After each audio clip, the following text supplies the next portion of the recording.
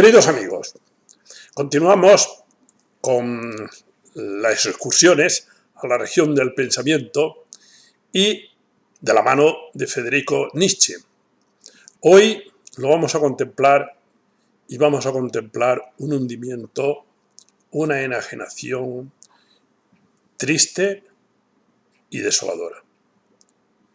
El día 3 de enero de 1889, Nietzsche vivía en Turín y sale a la plaza Carlo Alberto a dar un paseo y a tomar un café, como hacía casi todos los días, y ve que en la plaza un cochero le estaba pegando al caballo, lo estaba maltratando.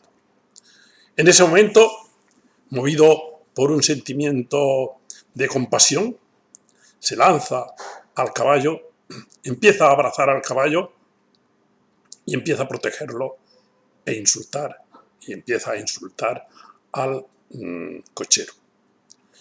Inmediatamente se dan cuenta que su comportamiento es un comportamiento extraño. Se da cuenta el cochero y se dan cuenta la gente que acude, que está teniendo un comportamiento extraño, que está teniendo un comportamiento que no es un comportamiento normal. Acababa de tener un ataque cerebral, una enajenación mental, una situación de locura que les preocupó a la gente y a la policía cuando acudieron. Lo llevaron a su casa, había gente que lo conocía y sabía dónde vivía, lo llevaron a su casa y encontraron direcciones con las que él estaba, cartas con personas con las que él se estaba poniendo en comunicación y se escribía generalmente. Entre estas personas estaban Burckhardt, Jacob Burckhardt, que era un profesor de la Universidad de Basilea, de cuando él era profesor allí en Basilea, y también Overbeck, Frank Overbeck, que también era profesor de la Universidad de Basilea, y con los cuales había mantenido una relación epistolar frecuente. Llaman a estos dos profesores y decide Overbeck venir a Turín a buscarlo a ver qué sucede. Cuando llega, se queda asombrado y dice: me lo encontré allí acuclillado,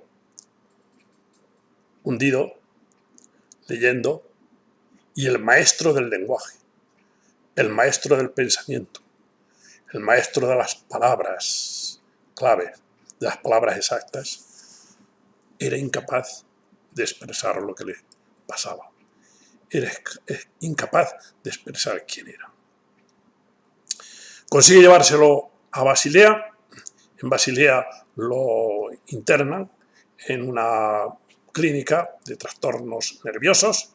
Está allí un tiempo, meses, y después su madre, la madre de Nietzsche, viene a buscarlo y se lo lleva a Jena y lo internan en un sanatorio psiquiátrico de Jena. Él también está ya un año y poco más, pero no mejora, y entonces decide su madre llevárselo a su casa a Naumburg hasta el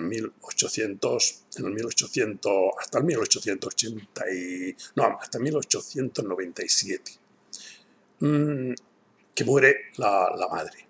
Y entonces su hermana lo interna, se lo lleva a una villa que ella tenía en Weimar, en Silberblick, y allí está hasta el 15 de agosto de 1900, en el que muere.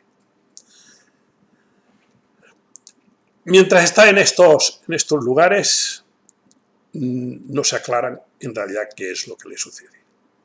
Hay médicos que dijeron que tenía reblandecimiento del cerebro, pero tampoco supieron muy bien en ese momento qué querían decir con reblandecimiento del cerebro. En realidad lo que había tenido era una enajenación mental. ya no volvió a recuperarse nunca más. Nietzsche, desde el día 3 de enero de 1889, ya no va a escribir más y no va a ser la persona que era. Tocaba el piano a veces y hablaba poco y leía también algunas veces, pero en un estado de enajenación mental.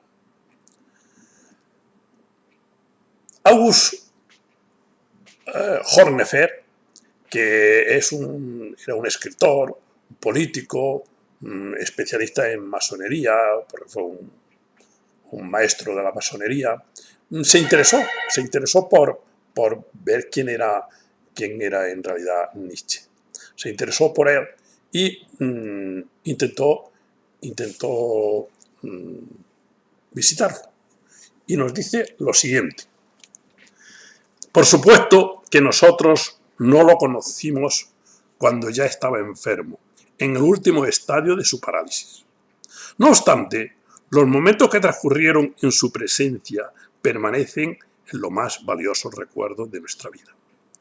A pesar del brillo apagado de sus ojos y de su aspecto adormecido, a pesar de que el pobre yacía con los miembros contraídos y de que estaba desamparado como un niño, de su personalidad brotaba un encanto y un aspecto, y en su aspecto se revelaba una majestad que nunca he vuelto a encontrar en ningún otro hombre.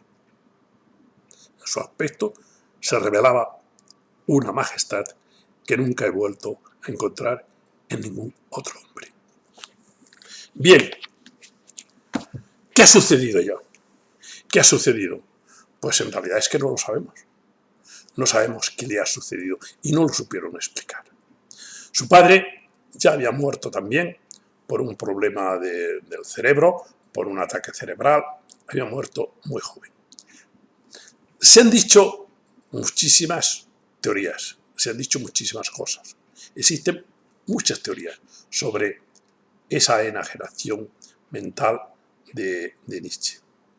Bien, como voy a hacer algún otro vídeo sobre este tema, lo voy a dejar aquí sin tocarlo. Solo voy a explicar que yo creo, mi opinión es que fue una persona que tuvo un enfrentamiento tan fuerte consigo mismo,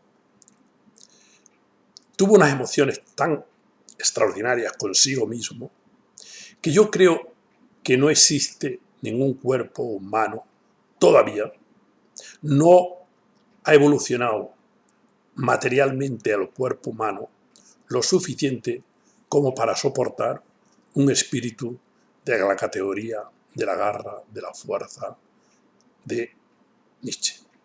Una inteligencia tan fuerte.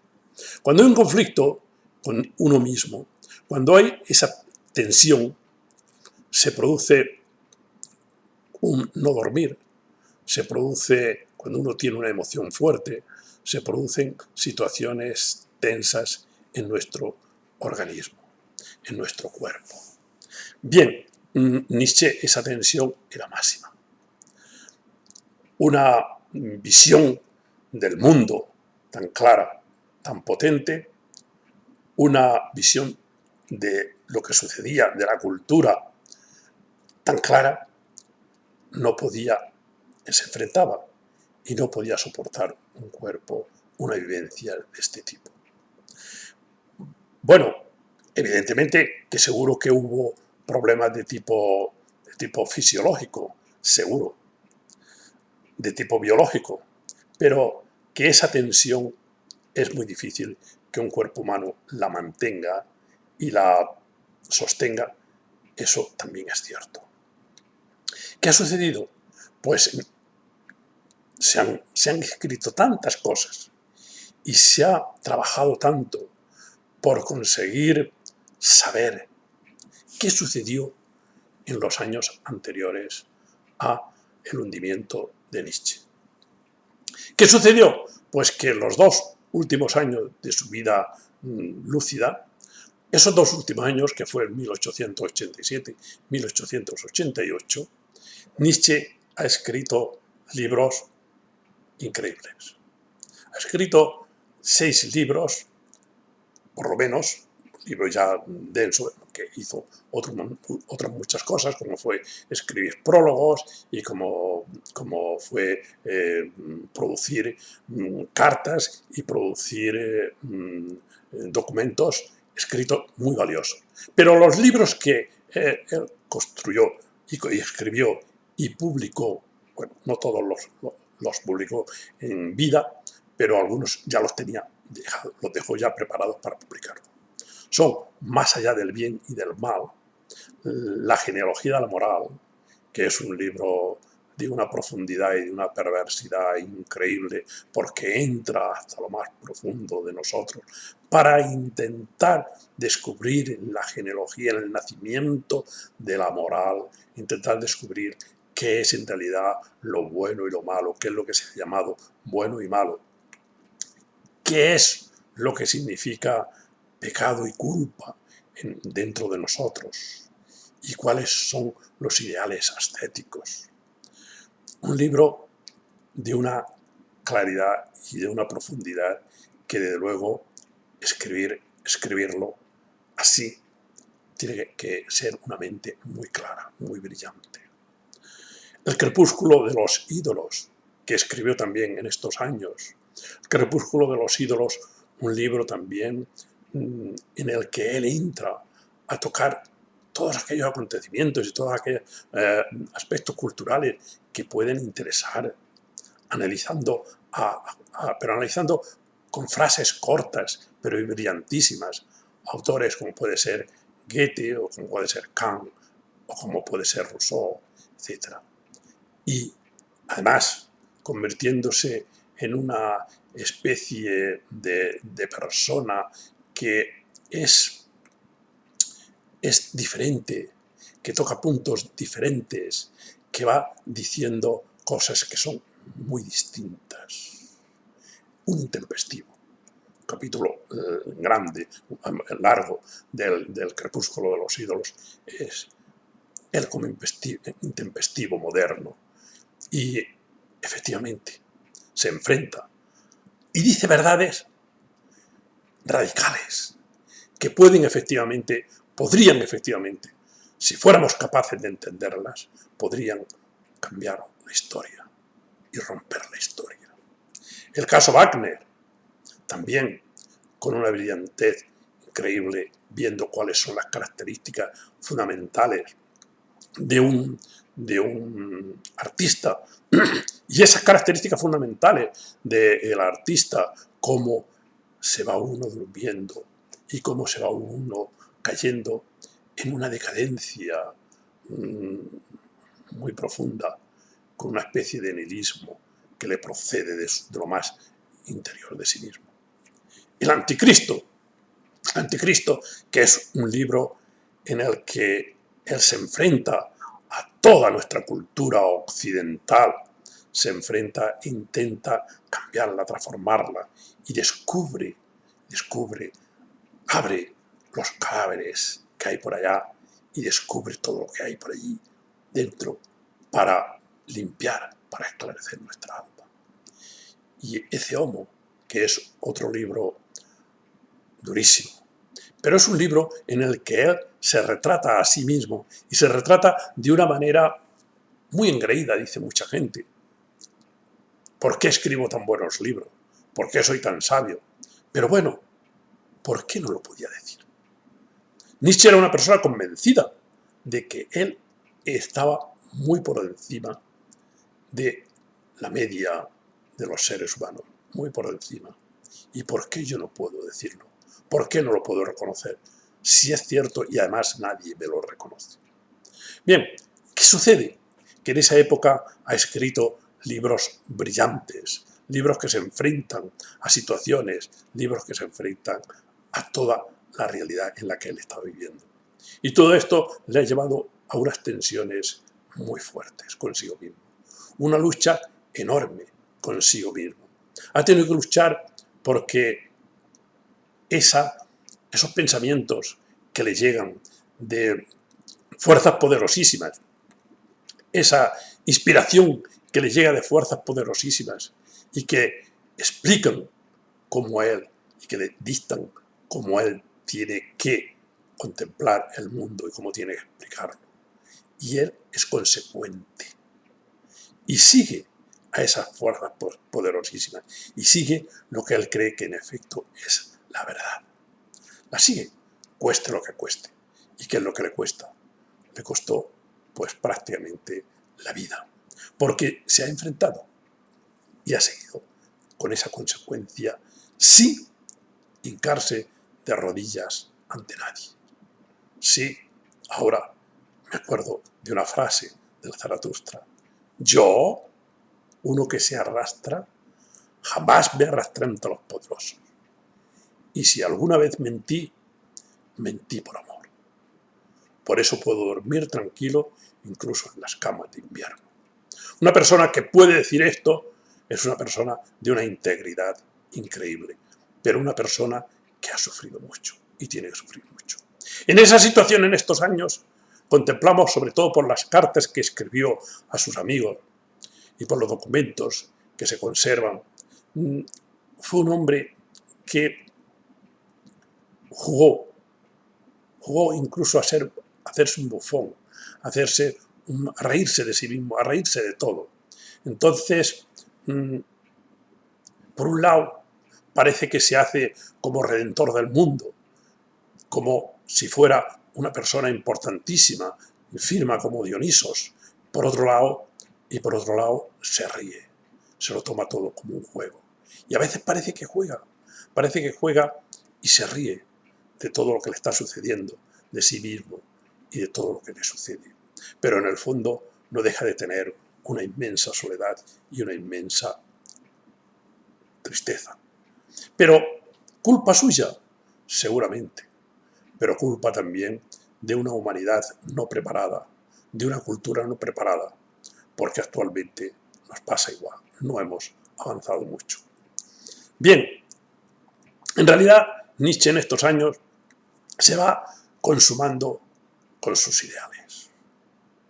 Se va consumando y se va convirtiendo en sus ideales. Y él, efectivamente, se define con esos ideales. Él ya es el superhombre, él es Zaratustra, él es la persona que es como una especie de redentor.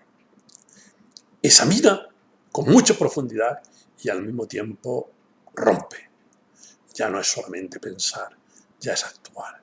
Y actúa, ausculta y también toca con el martillo para romper aquellas cosas que se han de romper. Se produce en él una elevación artística y genial, con un lenguaje preciso, un lenguaje directo, un lenguaje sin rodeo, pero un lenguaje poético maravilloso. Y pensamientos destacados, fuertes, pensamientos brillantes. Es curioso también porque en esta época vive como en dos polos y a veces le vemos con una depresión y a veces le vemos con una euforia enorme porque está viviendo la vida que le ha correspondido, que le ha tocado y que él ha decidido libremente seguir. Entonces, hay momentos en los que dice, es que hay noches en las que no me soporto. Y a lo mejor al día siguiente escribe a otro amigo suyo y le dice, estoy viviendo tiempos ricos en intuiciones e iluminaciones intuitivas. En realidad, tal y como explica Safransky, de estos años, tal y como nos explica, y él lo estudia muy bien, como en estos momentos, en estos 2 años anteriores, está viviendo estas contradicciones. Hay un momento que se arranca de una manera activa a escribir, pero por otro lado se va soltando. Se va soltando de lo que es todo aquello que le unía al mundo. Todo aquello se va soltando de todo aquello que le mantiene en una realidad diaria, cotidiana, se va soltando de ella. Y existe esta situación, estos dos caminos. Por un lado, esa actividad enorme, lo que le llama Safransky arrancarse, y por otro lado soltarse. Como si estuviera en una orilla del mar y viera con una parte de sí mismo, viera cómo se va hundiendo la otra. Y la contemplara, y la explicara, y la dejara. Contempla esa actividad y su hundimiento al mismo tiempo. Pero es curioso, porque justamente en estos momentos vivía en Turín y estaba viviendo muy a gusto. Estaba siendo reconocido. Estaba viendo que sus libros se estaban empezando a leer y a conocer. Y empezaba a tener cierto triunfo y sobre todo cierto aprecio. Parece que en los mercados en los que él iba a comprar fruta, por ejemplo, pues las personas que había allí, las dependientes, le buscaban siempre la fruta mejor, porque era una persona muy amable. Y enseguida establecía esa relación con las personas con las que se trataba. Y veían que era una persona distinguida. A lo mejor también una persona necesitada. Pero estaba viviendo a gusto, estaba viviendo bien. Y a sus amigos, amigas que les escribía, les decía esto: no os podéis imaginar lo bien que me encuentro, cómo me saluda todo el mundo, cómo me reconocen, y estoy aquí viviendo como un rey. Pero también tiene un momento en el que ya los amigos le están defraudando, o él es consecuente y rompe con ellos. Ha roto ya, por ejemplo, con Rode, que había sido un amigo incondicional. ¿Y por qué ha roto? Porque Rode ha hablado mal de Taine, ha escrito en contra de Taine, que era un poeta muy querido por Nietzsche, y entonces Nietzsche se enfada. No puedo soportar que alguien hable mal de Taine. Pero también ha roto con Malvida, von Meysenburg. ¿Por qué? Porque por las cuestiones de Wagner. En el caso Wagner, Malvida le escribe a Nietzsche y le dice: no es posible que una persona que ha querido tanto a un antiguo amigo diga estas cosas de él. Quién sabe si también tenía razón Malvida, pero Nietzsche se enfada y le dice: no soporto que alguien no me comprenda, alguien que se considera amiga no me entienda y no me comprenda. Y también rompe con Malvida von Meysenburg, que había sido una mujer que le había querido mucho y fue la que había ido en muchas ocasiones a su casa y había estado viviendo en su casa, y la que le había presentado a la lobo Andrea Salomé. Y también rompe con su hermana. Y entonces se encuentra en una situación donde él dice: tengo necesidad de un amor refrescante y reparador.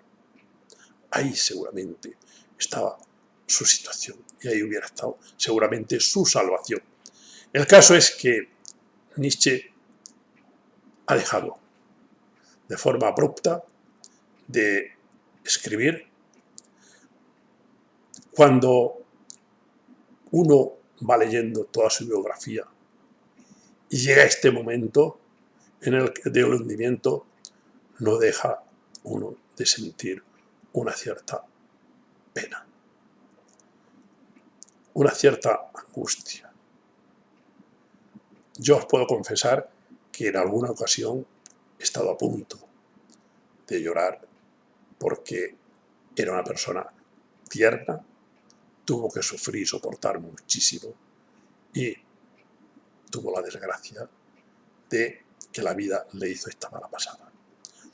Se enfrentó con la vida, fue más allá de los límites que pone la vida.